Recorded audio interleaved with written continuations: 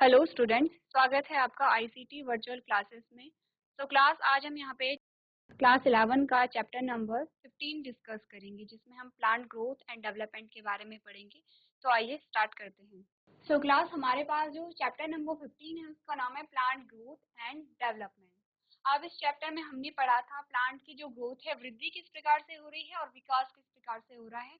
अब आप देखेंगे कि जो चीजें हम जो टॉपिक हम यहाँ पे एनिमल्स में पढ़ रहे हैं या ह्यूमंस में पढ़ रहे हैं, वो हम यहाँ पे प्लांट्स में भी पढ़ रहे हैं। जैसे कि हम अगर पढ़ें यहाँ पे, सबसे पहले हम इसी का एग्जांपल ले लेते हैं। हम यहाँ पे प्लांट ग्रोथ और डेवलपमेंट है, जो वृद्धि और विकास है, वो हम ह्यूमंस में भी देखते हैं। इसका मतलब है कि जो स्टेप हमने वहाँ पे पढ़े थे, जो ह्यूमंस में पढ़े थे, कुछ इसी प्रकार के स्टेप प्लांट में भी हो रहे होंगे, लेकिन डिफरेंस होगा यहाँ पे, क्योंकि प्लांट्स और जो एनिमल्स हैं उनके लाइफस्टाइल में बहुत ज़्यादा डिफरेंस है, इसीलिए हमने उन्हें अलग किया था।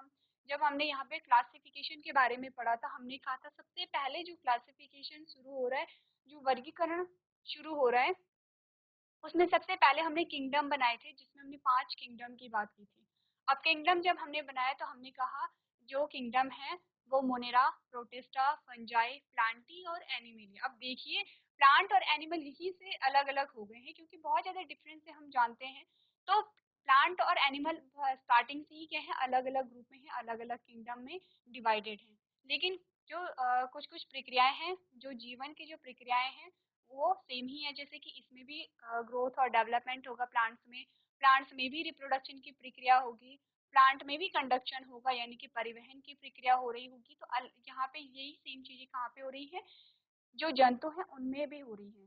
बस क्या होगा, जो यहाँ पे कार्यविधि होगी, यानी कि जो फंक्शन है, जो कार्य हो रहा है, उसकी जो प्रक्रिया है, जो प्रोसेस है, वो अलग होगी। यहाँ पे जो तंत्र होगा, जो सिस्टम होगा, हर किसी काम के लिए, चाहे वहाँ पे पाचन की प्रक्रिया हो रही है, चाहे यहाँ पे कोई और प्रक्रिया हो रही है, तो अलग अलग यहाँ पे सिस्टम पाए जाते हैं। तो हमारे पास सबसे पहले 2 वर्ड आए हैं, ग्रोथ और डेवलपमेंट। सबसे पहले इन वर्ड्स का मतलब हम जान लेते हैं, क्योंकि हमारा जो पूरा चैप्टर है वो इन्हीं 2 शब्दों पे बेस्ड है। प्लांट यानी कि पौधे की वृद्धि किस प्रकार हो रही है, उसका विकास किस प्रकार हो रहा है। अब वृद्धि और विकास दोनों शब्द अगर हम देखें तो हमें लगभग सेम ही लगते हैं, कि वृद्धि और विकास एक ही होते हैं, लेकिन दोनों में डिफरेंस होता है। तो सबसे पहला जो क्वेश्चन हमारे पास आएगा, उसमें हम कुछ टर्म्स को यहाँ पे डिफाइन करेंगे। हम देखेंगे वृद्धि क्या होती है, विकास क्या होता है, और इसके साथ ही कुछ और वर्ड्स आते हैं। तो सबसे पहला जो क्वेश्चन है, उसमें हम चैप्टर का नाम ही डिस्कस करेंगे। यह है पहला क्वेश्चन, जिसमें हमसे पूछा गया है डिफाइन ग्रोथ। हमें क्या क्या डिफाइन करना है, ग्रोथ यानी कि वृद्धि को हमें परिभाषित करना है, हमें डिफरेंशिएशन को बताना है। एक और शब्द है डिफरेंशिएशन। नेक्स्ट हमने कहा डेवलपमेंट। तो ग्रोथ और डेवलपमेंट हम समझ रहे हैं, हमारे चैप्टर का नाम ही है ग्रोथ और डेवलपमेंट। उसके बाद हमने कहा डेवलपमेंट, फिर से रिपीट हो गया है। अब यह है determine growth, meristem and growth rate. ये कुछ शब्द हैं, कुछ वर्ड हैं, जिनकी हमें क्या है, डेफिनेशन बतानी है। सबसे पहले बात कर लेते हैं ग्रोथ की। ग्रोथ का मतलब यानी कि वृद्धि से हम क्या समझते हैं।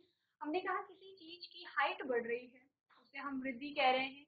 यानी कि यहाँ पे क्या है, अगर हम देखें क्वांटिटी बढ़ रही है, अगर मात्रात्मक परिवर्तन हो रहा है, उसे हम वृद्धि कहते हैं। जैसे कि हमने एक प्लांट लिया, हमने एक छोटा सा पौधा लिया, ये छोटा सा एक पौधा हमने लिया, हमने कहा इसमें वृद्धि हो रही है। तो सबसे पहले वृद्धि को अगर हम परिभाषित करेंगे तो हम क्या देखेंगे, लेंथ इंक्रीज हो रही है। हमने क्या कहा, हमने कहा इसमें अगर वृद्धि हुई तो सबसे पहले क्या होगा, यहाँ पे इसकी लंबाई में परिवर्तन आएंगे।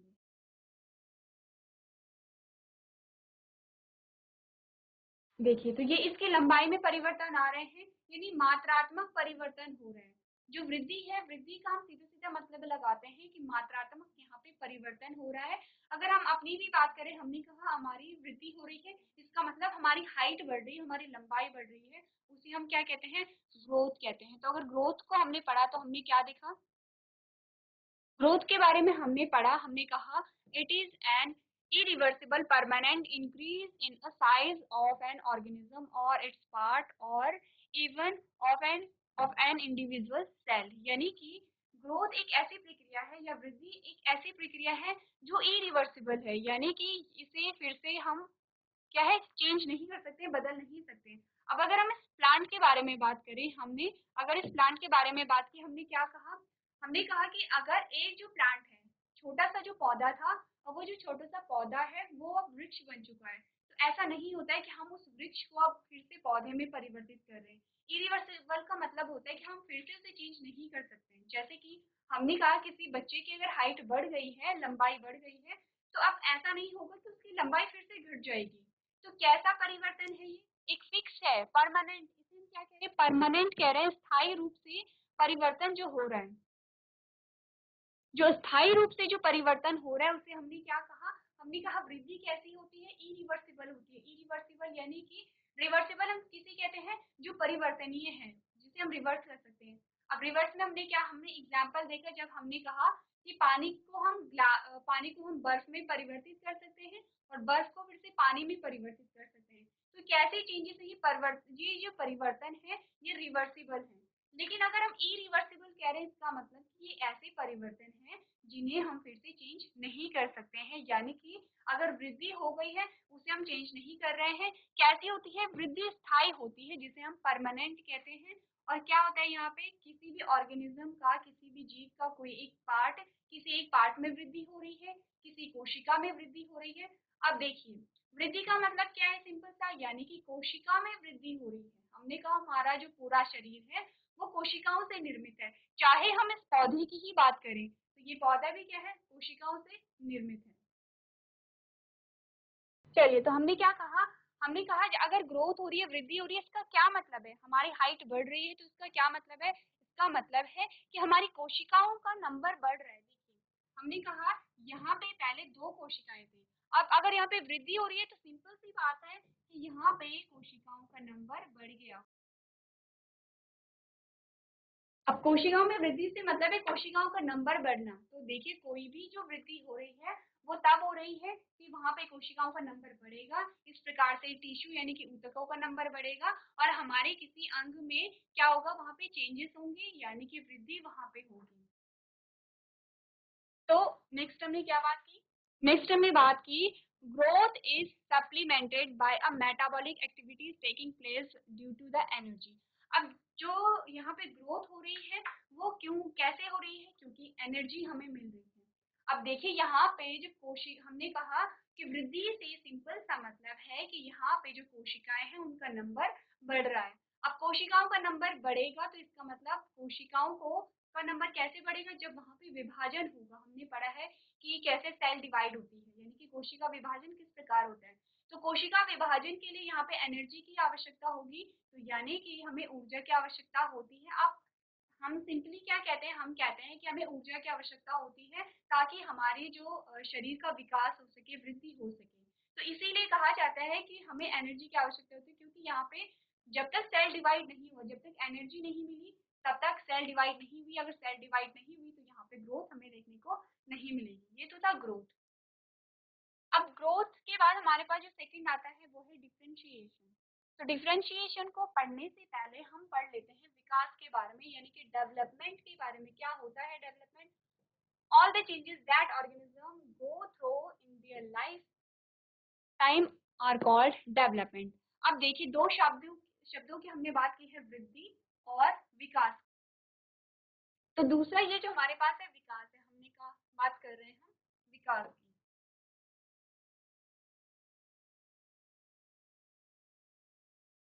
तो वृद्धि हमने कहा वृद्धि है लंबाई से रिलेटेड, यानी कि लंबाई यानी कि क्वांटिटी अगर बढ़ रही है, मात्रा अगर बढ़ रही है। लेकिन हमने कहा जो विकास है वो क्या होता है, यहाँ पे क्वालिटेटिव होता है, यानी कि सिर्फ यहाँ पे मात्रा से संबंध नहीं है, बल्कि यहाँ पे क्या है, क्वालिटी से रिलेटेड भी है। सिर्फ क्वांटिटी नहीं है, क्वालिटी भी यहाँ पे इन्वॉल्व होगी। तो किस प्रकार का है विकास, हमने कहा क्वालिटेटिव है तो गुणात्मक है। गुणात्मक किस प्रकार से है, सारी ही चीजें यहाँ पे आ रही है। क्या क्या आ रहा है यहाँ पे, हमने कहा यहाँ पे शारीरिक विकास भी आएगा। ठीक है, तो शारीरिक विकास भी आएगा यहाँ पे। हमने कहा यहाँ पे मानसिक विकास भी आएगा। हमने कहा यहाँ पे सामाजिक विकास भी आएगा।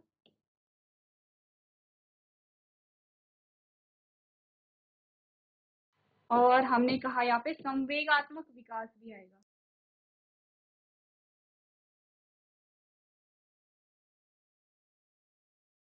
क्या है, ये सारे विकास की बात चल रही है। शारीरिक विकास, मानसिक विकास, सामाजिक विकास और संवेगात्मक विकास।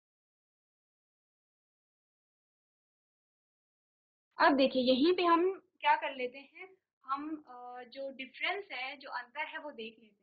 जब हमने वृद्धि की बात की तो यहाँ पे हमने सिर्फ किसके बारे में बात की, हमने बात की शारीरिक विकास के बारे में।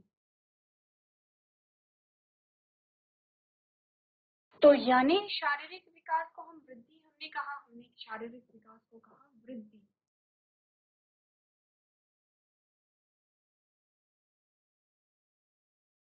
जब वृद्धि की बात हो रही है सिर्फ शारीरिक विकास की बात हो रही है, क्योंकि हमने कहा कि शरीर में कोई भी परिवर्तन आ रहा है, उसका आकार बढ़ रहा है, उसका साइज बढ़ रहा है, और या फिर उसका भार बढ़ रहा है, कुछ भी चीजें अगर बढ़ रही हैं, जो कि हमने जिसे क्या कहा, जिसे हमने कहा मात्रात्मक। वृद्धि को हमने क्या कहा, मात्रात्मक।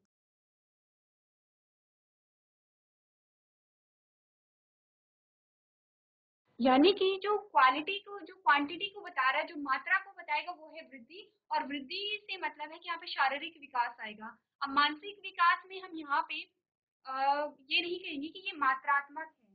जो मानसिक विकास है वो क्वालिटेटिव होता है, गुणात्मक होता है। विकास के अंदर ये सारी ही चीजें आती हैं, और विकास के अंदर इसका मतलब विकास के अंदर ही क्या आता है, यहाँ पे विकास के अंदर ही वृद्धि भी आती है।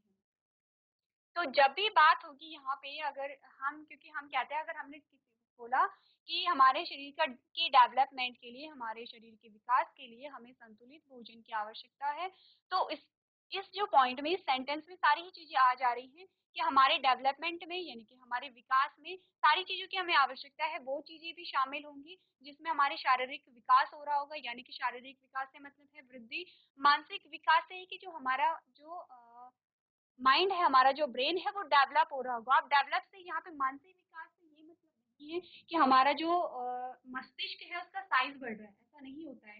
इसका मतलब कि हमारे जो सेंस है वो ज्यादा स्ट्रांग हो रहे हैं, जो किसी चीज को समझने की, या फिर किसी चीज को यहाँ पे किसी चीज के को एनालाइज करने की जो कैपेसिटी है, जो क्षमता है, वो हमारी बढ़ रही है। वहीं अगर हम सामाजिक विकास की बात करें तो सामाजिक विकास भी कुछ ऐसा नहीं होता है जिसमें हम वृद्धि को देखें कि किसी चीज में कुछ मात्रात्मक रूप से कुछ चीज बढ़ रही है। हमने कहा ये क्वालिटीज होती हैं, क्वालिटेटिव इसीलिए कहा है क्योंकि क्वालिटीज है। जो सामाजिक विकास है, हमने कहा कि कोई, आपने देखा होगा कोई आपका फ्रेंड है, वो बहुत अच्छे से सबको हैंडल कर लेता है, चाहे वो बहुत बड़े हो, बूढ़े हो या बच्चे हो, बहुत अच्छे से बात कर लेते हैं, क्योंकि उसका जो सामाजिक विकास है वो बहुत अच्छे से हुआ है। सामाजिक विकास का मतलब है कि हम जो हमारा जो व्यवहार है वो क्या हो, सुविकसित हो। और व्यवहार से क्या मतलब है, व्यवहार से मतलब है कि हमें सबसे पहले तो ये पता होना चाहिए कि हमारा जो व्यवहार है वो जगह के अनुकूल हो, यानी हम कहाँ पे हैं उसके अनुरूप ही हम व्यवहार करें, एक तो ये होना चाहिए। सेकंड ये होना चाहिए कि आप हर किसी से घुल मिल सको, ऐसा नहीं होना चाहिए कि आप बहुत बड़े हो गए हैं और फिर भी आपको ऑकवर्ड फील होता है जब यहाँ पे दो लोग इकट्ठा हो जाते हैं। यानी आप जो समाज में बहुत अच्छे से ढल पा रहे हैं वही आपका सामाजिक विकास है। अब आप कहेंगे कि ठीक है, शारीरिक विकास हो जाता है हमारा क्योंकि हम संतुलित आहार ले रहे हैं, हमें पर्याप्त मात्रा में ऊर्जा मिल रही है और हमारा विकास हो रहा है। मानसिक विकास भी क्या होता है, हमारे भोजन पर भी निर्भर करता है कि हमें संतुलित भोजन चाहिए, हमारे वातावरण पे भी निर्भर करता है कि हमें किस प्रकार का वातावरण मिला है, हमें, यानी कि हमारी जो इन्वायरमेंट है, हमें क्या सीखने को मिल रहा है। अब एक जो बच्चा है वो क्या है, उसका हर एक टाइम, जो टाइम टेबल बना हुआ है कि अभी उसे पढ़ाई करनी है, अभी उसे खेलना है, अभी उसे दोस्तों के साथ घूमना है, हर एक चीज का एक टाइम है, उसका मानसिक विकास अच्छे से होगा। वहीं सामाजिक विकास भी कुछ इसी प्रकार का होता है कि ऐसा नहीं होता कि आपको सिर्फ पढ़ाई करनी है, आपको लोगों से मिलना भी होता है, लोगों को समझना होता है। आप जैसे कि आप कहीं विजिट करने चले जाएं, तो आप कभी हॉस्पिटल में विजिट करने चले जाए, कभी आप बैंक में विजिट करने चले गए, तो आपने देखा कि अलग अलग जगह पे किस प्रकार का व्यवहार होता है। आप जाएँगे हॉस्पिटल में कुछ अलग सा आपको माहौल देखने को मिलेगा, बैंक में अगर आप जा रहे हो तो अलग सा माहौल है, आपके स्कूल में अलग सा माहौल है और अगर आप किसी शादी समारोह में जा रहे हो तो वहाँ पे अलग सा माहौल है। यानी कि हमारा जो समाज है, वो जगह के अनुसार अलग-अलग वहाँ पे व्यवहार पाया जाता है। तो आप हर जगह जाएँगे, तो आप समझेंगे कि किस प्रकार का व्यवहार वहाँ पे होता है और आपका इस प्रकार से सामाजिक विकास होगा। नेक्स्ट हमारे पास आता है संवेगात्मक विकास। अब संवेगात्मक विकास में हमने क्या देखा? हमने कहा कि संवेग जो होते हैं संवेग यानी कि जिन्हें हम क्या कहते हैं हमारे इमोशंस होते हैं। अब इमोशंस क्या होता है? इमोशंस का ये मतलब नहीं है कि आपने कोई ऐसी चीज़ देखी जो कि क्या था आपने कोई सैड चीज़ देखी या तो और आप इमोशनल हो गए यानी कि आपने किसी को रोते हुए देखा और आप भी रोने लगे, तो इसी को हम संवेग नहीं कहते हैं। संवेग के अंदर बहुत सारी चीज़ें आती हैं, संवेग के अंदर होता है, खुशी भी आपकी इसके अंतर्गत आती है, आपका जो फ़ियर है यानी कि डर भी इसके अंदर आता है, आपका जो गुस्सा है वो भी इसके अंदर आता है, प्यार भी इसके अंदर आता है, हर एक चीज़, जो भी हमारे भाव होते हैं वो सारे संवेगात्मक विकास के अंतर्गत आते हैं। तो हमने कहा कि हर एक संवेग की हम बात करें, हमने कहा आपका क्रोध हो गया, आपका प्यार हो गया यानी कि और आपका जो किसी के प्रति अटैचमेंट हो गया, आपका डर हो गया है, हर एक चीज़ पे आपका कंट्रोल होना चाहिए। ऐसा नहीं कहा जाता है कि आपको कभी गुस्सा नहीं आएगा। अगर आपको कभी गुस्सा नहीं आता है इसका क्या मतलब है कि आपके जो सेंसेस हैं वो सही से कार्य नहीं कर रहे हैं क्योंकि ऐसा नहीं होता है कि किसी को गुस्सा आए ही ना। लेकिन आपको गुस्सा आना चाहिए, लेकिन क्या होना चाहिए कि बहुत ज़्यादा नहीं होना चाहिए। यानी कि एक लिमिट में आना चाहिए। आपको क्या होना चाहिए किसी के प्रति संवेदनशील होना चाहिए, लेकिन एक लिमिट में होना चाहिए। क्योंकि कुछ लोग ऐसे होते हैं कि उन्होंने कुछ ऐसी चीज़ देखी कि जिससे उन्हें बहुत दुःख हुआ। अब वो उस दुःख में इतना इन्वॉल्व हो जाते हैं कि वो खुद को ही भूल जाते हैं, तो ये भी अच्छी बात नहीं है। हमारे अंदर क्या होने चाहिए, इमोशंस होने चाहिए, लेकिन एक लिमिट में होने चाहिए और हम इस एस्पेक्ट में सोचें कि अगर कोई दुखी है, तो हम किस प्रकार से उसकी हेल्प कर सकते हैं। उसी प्रकार से क्या होता है हर एक जो इमोशंस है ऐसा नहीं होता कि आपको किसी चीज़ से डर नहीं लग सकता है। कुछ लोग होते हैं जिन्हें फ़ोबिया होता है, डर लगता है लेकिन ऐसा नहीं होना चाहिए कि आपको इतना डर लग जाए कि आप उस डर से बाहर आ ही नहीं पा रहे हो। तो इन शॉर्ट हमें ये पता होना चाहिए कि जितने भी हमारे इमोशंस हैं, जितने भी हमारे संवेग हैं, वो सब एक लिमिट में होने चाहिए और लिमिट का क्या मतलब है? लिमिट का मतलब है कि वो हमें कुछ हार्म नहीं पहुँचा रहे हैं, हम उन्हें हैंडल कर दे रहे हैं। आपको गुस्सा आ गया है कहीं पे और अगर आपने उस गुस्से को कंट्रोल कर लिया है जैसे कि आप किसी के साथ वाद-विवाद कर रहे हो। अब वाद-विवाद करते हुए ऐसा नहीं होना चाहिए कि आपके अगेंस्ट अगर कोई बोल रहा है तो आपको गुस्सा आ गया। पहले तो ऐसा नहीं होना चाहिए। इन केस अगर आपको कहीं पे गुस्सा आ जाता है, तो इतना कंट्रोल आपको होना चाहिए कि आप अपने जो गुस्से को उसके सामने एक्सप्रेस ना करें, जो गुस्सा है वो आपके अंदर ही रहे, इसी को कहते हैं कंट्रोल। बाकी जितने भी संवेग है वो होना ज़रूरी है, चाहे वो डर हो, चाहे वो गुस्सा हो, सारी ही चीज़ें होनी ज़रूरी हैं। तो इस प्रकार से हमने क्या देखा, विकास एक बहुत वास्ट एक काफ़ी ब्रॉड टर्म है। यानी कि जो विकास जो शब्द है इसके अंदर बहुत सारी चीजें आती हैं जिनके बारे में हमने बात कर ली है और जो वृद्धि है वृद्धि ही विकास का एक पार्ट है। अब ये जो हमने बात की हमने कहा विकास के शारीरिक विकास मानसिक सामाजिक संवेगात्मक। अब हमने कहा कि ये जो तीन प्रकार के विकास हैं ये हम प्लांट में नहीं पढ़ेंगे।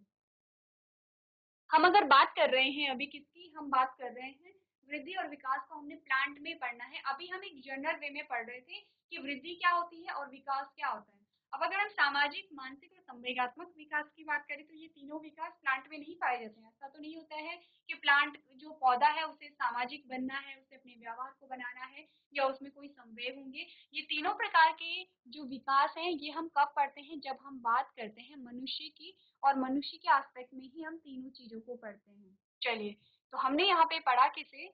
अब आपको ये पता होना चाहिए चाहे वृद्धि हो या विकास हो, किसी में भी आपको पूछा जाए, चाहे प्लांट्स में आपको पूछा जाए, चाहे एनिमल में आपको पूछा जाए, आपको पता होना चाहिए कि क्या डिफरेंस होता है दोनों शब्दों में। अब हमने 2 शब्दों की बात कर ली है, हमने वृद्धि को देख लिया है, हमने विकास को देख लिया है।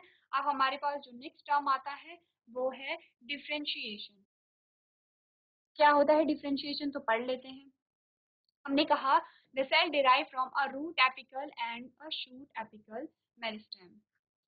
यानी कि सेल कहाँ से बनती है, सेल कहाँ से डिराइव हो रही है, तो रूट एपिकल से यानी कि रूट से बन रही है, शूट से बन रही है जिसे हम ग्रोइंग रीजन कहते हैं। जहाँ पे वृद्धि हो रही है मेनली हम कहाँ पे देखते हैं या जैसे प्लांट अगर बढ़ रहा है, प्लांट की वृद्धि हो रही है तो कहाँ से होगी, या तो उस जड़ों से हो रही है, या तो उसकी जड़ें क्या हो रही हैं, बढ़ रही हैं, या फिर वो उसका जो शूट है वो ऊपर से यहाँ से बढ़ रहा है, उसकी गति हो रही है। तो जो भी ग्रोइंग रीजन होते हैं वहां पे क्या आ रहा है, और कैसे बढ़ रही है, क्योंकि सेल वहां पे डिवाइड कर रही है। नेक्स्ट हमने क्या पढ़ा, and cambium differentiate and mature to perform specific function. This act leading to a maturation is termed as a differentiation. देखिए क्या हो रहा है, हमने कहा कि ये जो सेल है ये सेल मैच्योर हुई है।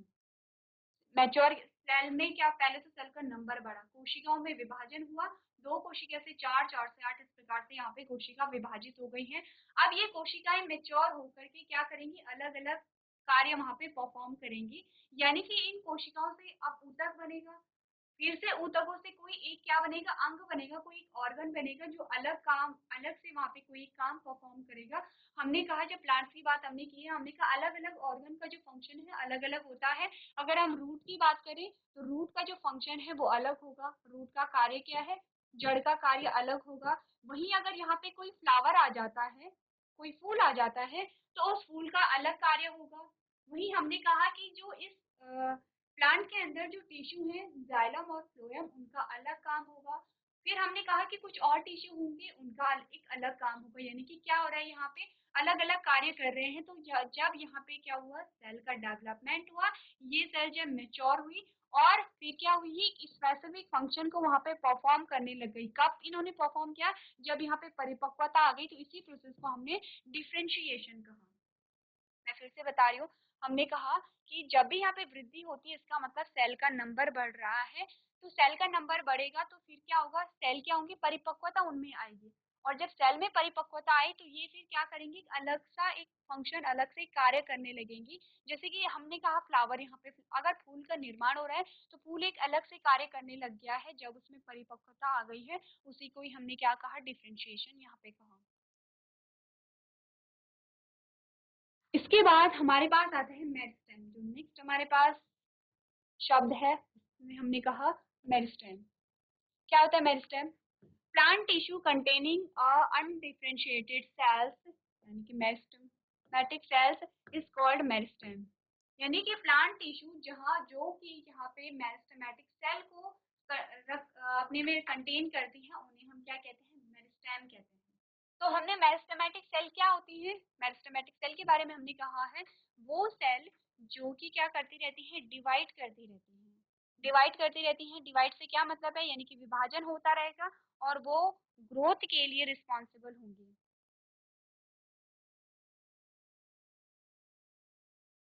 चलिए अब कुछ एग्जाम्पल देख लेते हैं मेरिस्टेमेटिक टिश्यू के। यहाँ पे बात चल रही है मेरिस्टेमेटिक सेल या मेरिस्टेमेटिक टिश्यू की। अगर हम बात करें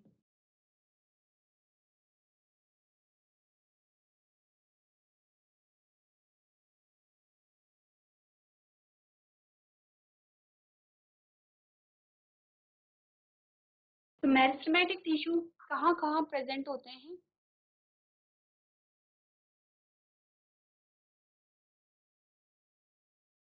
ये क्या है, प्लांट का एक तना है।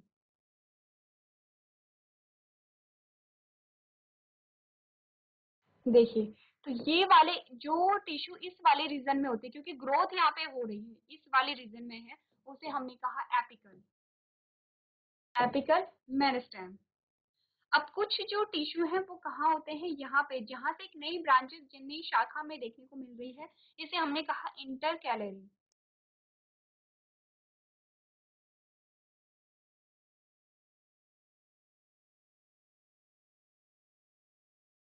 इंटरकैलरी।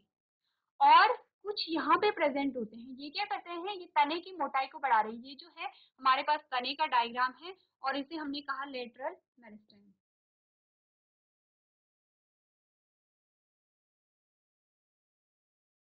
सारे ही क्या है, ये मेरिस्टेम है।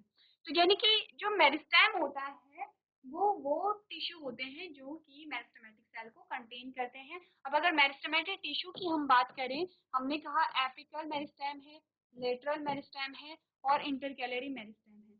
तो काम क्या है, एपिकल मेरिस्टेम तो यहाँ पे वृद्धि कर रहा है, किसकी वृद्धि कर रहा है, प्लांट हाइट को बढ़ा रहा है, पौधे की लंबाई को बढ़ा रहा है। अगर हम इंटर कैलोरी की बात करें तो यहाँ पे नई शाखाएं निकल रही हैं, क्योंकि जो मेरिस्टेमेटिक टिश्यू होते हैं उनका जो नेचर ही है कि वो डिवाइड करते रहते हैं, यानी यहाँ पे कोशिका विभाजित होती रहती है, तभी यहाँ पे सारे जो क्या हो रही है, सारी वृद्धि हो पा रही है। अब जो बीच में हमने कहा जो साइड साइड में है, ये जो है ये स्टेम है, ये पूरा स्टेम है। अब ये जो स्टेम के साइड साइड में जो टिश्यू होगा उसे हमने लेटरल मेरिस्टेम कहा। अब ये पौधे की क्या करेगा, पौधे की मोटाई को बढ़ा रहा है, क्योंकि यहाँ पे भी सेल डिवाइड हो पा रही है। तो यहाँ तक की बात क्लियर है। अब नेक्स्ट हमारे पास जो लास्ट आता है वो है ग्रोथ रेट। नेक्स्ट हमारे पास आता है ग्रोथ रेट। क्या होती है, हमने कहा था increase in a growth per unit of time is called a growth rate, यानी कि किसी एक पर्टिकुलर टाइम में जो वहाँ पे ग्रोथ हो रही है उसे हमने ग्रोथ रेट कहा। इस प्रकार से हमने क्या देखा, कुछ टर्म्स देखे कि जो कि इम्पोर्टेंट है इस चैप्टर के लिए। चलिए इसके बाद अब हम देखते हैं नेक्स्ट हमारे पास जो क्वेश्चन आता है। तो ये क्वेश्चन हमसे पूछ रहा है why is not any one parameter good enough to demonstrate growth through the life of the flowering plant। यानी कि क्या कह रहा है, एक फूल वाले पौधे के जीवन भर विकास को प्रदर्शित करने के लिए कोई भी पैरामीटर पर्याप्त क्यों नहीं है। पूछा जा रहा है कि कोई एक प्लांट है, फ्लावरिंग प्लांट है, तो ये विकास को मापने के लिए कोई पैरामीटर क्यों नहीं है, ये हमें बताया जा रहा है। तो सबसे पहले हमें ये पता चल गया है कि हम जो पौधा है उसके विकास को हम क्या कर सकते हैं, माप नहीं सकते हैं। तो आंसर हमारे पास आया growth is consequences of a increase in a quantity of a protoplasm. क्या बताता है यहाँ पे, ग्रोथ ग्रोथ बता रहा है कि जो प्रोटोप्लाज्म की इंक्रीमेंट को बताता है। क्या होता है प्रोटोप्लाज्म, हमने कहा साइटोप्लाज्म और न्यूक्लियोप्लाज्म दो हमारे पास आते हैं। साइटोप्लाज्म हम कोशिका द्रव्य कहते हैं और केंद्रक द्रव्य, दो प्रकार के हमारे पास द्रव्य आते हैं हमारे पास, यानी कि सेल के अंदर जो सेल है उस दो प्रकार के वहाँ पे लिक्विड आ रहे हैं, दो प्रकार के पदार्थ आ रहे हैं। एक तो हमने कहा साइटोप्लाज्म है, दूसरा हमने कहा न्यूक्लियोप्लाज्म है, यानी कि कोशिका द्रव और केंद्रक द्रव। दोनों ही द्रव्यों को मिला के हम उसे कहते हैं प्रोटोप्लाज्म। प्रोटोप्लाज्म तो वृद्धि का सीधा सीधा अर्थ है कि प्रोटोप्लाज्म में वृद्धि होना ही, प्रोटोप्लाज्म में इंक्रीमेंट होना ही हमने क्या कहा, वहां पे वृद्धि कहा। प्रोटोप्लाज्म की बढ़ोतरी को ही हम वृद्धि कह रहे हैं। अब अभी आप कहेंगे कि कुछ देर पहले हमने कहा था कि कोशिका के नंबर में इंक्रीमेंट हो रहा है, कोशिका के नंबर में जब बढ़ोतरी हो रही है तो उसे हम क्या कह रहे हैं, उसे हम ग्रोथ कह रहे हैं। अभी हमने कहा कि प्रोटोप्लाज्म में जो बढ़ोतरी हो रही है उसे हम ग्रोथ कहते हैं। तो एक्चुअली में हो क्या रहा है, तो देखिए हमने कहा प्रोटोप्लाज्म बढ़ेगा,